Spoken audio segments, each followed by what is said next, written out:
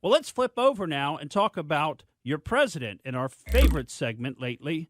This is your president.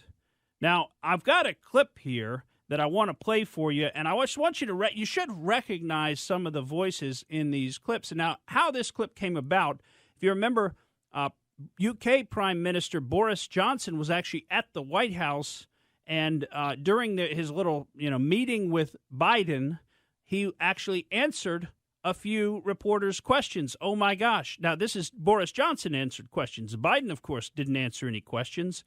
But in the middle of Boris Johnson, well, it was basically toward the end of one of his answers, the third question that he answered, the press controllers that surround Biden got the sense that maybe the press might be about to ask Biden a question.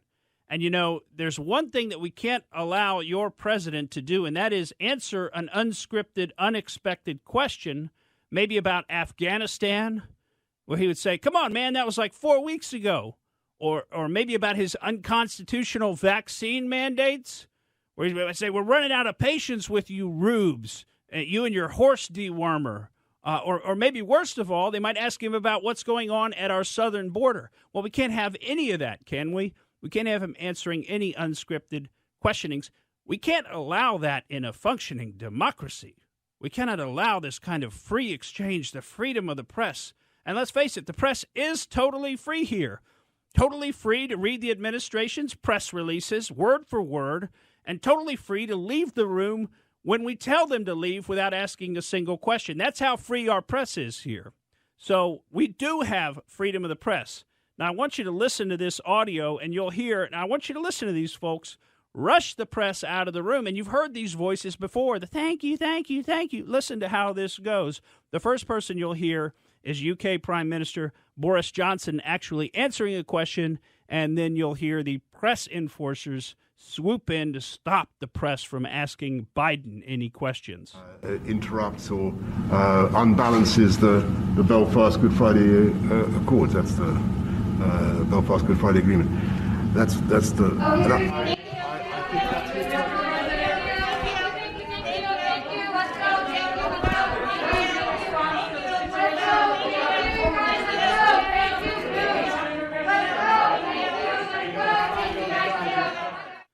And by the way, that keeps going on. I just shortened it because you get the point. You've heard those voices before. Thank you, thank you, thank you. How many times can you say thank you? Let's go, let's go, let's go. They're trying to shout down the reporters so that you can't even hear the fact that maybe some of the reporters are trying to even ask a question. Egad, ask a question. What would we... You can't do that.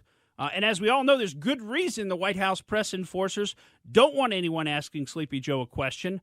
He might just answer it honestly nowadays, and you might just be able to understand what he really means, even if you have to listen to it through all his slurred and contracted words, right? Now, let's listen to him speaking to the United Nations General Assembly, speaking of gaffes, speaking of slurred words, contractions that don't actually exist in the English language. We've got here for you a quick mashup of his greatest hits from the UN General Assembly recently. It's about a minute long, but you know what? This pretty much encapsulates his speech, and you'll get a real feel for it. And just imagine while you're listening to this how the rest of the world views Biden. Well, that's the music. I can't believe it.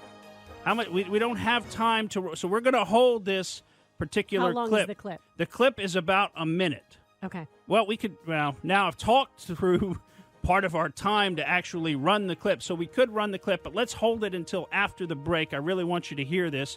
And then we've got one more clip for you from Joe Biden and some talk about what's going on at the southern border that I think you're going to find really interesting. And we've got a clip of Biden actually telling you the truth.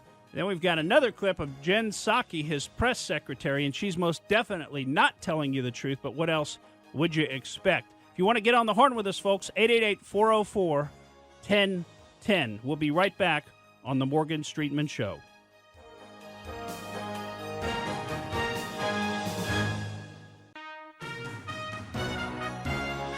We are back on the Morgan Streetman Show. We didn't even get a chance to hear "This Is Your President." I mean, we got to get going here. We got to get going here. All right, so now we're going to play Biden's greatest hits from the UN General Assembly for you that we just set up on the other side of the last break.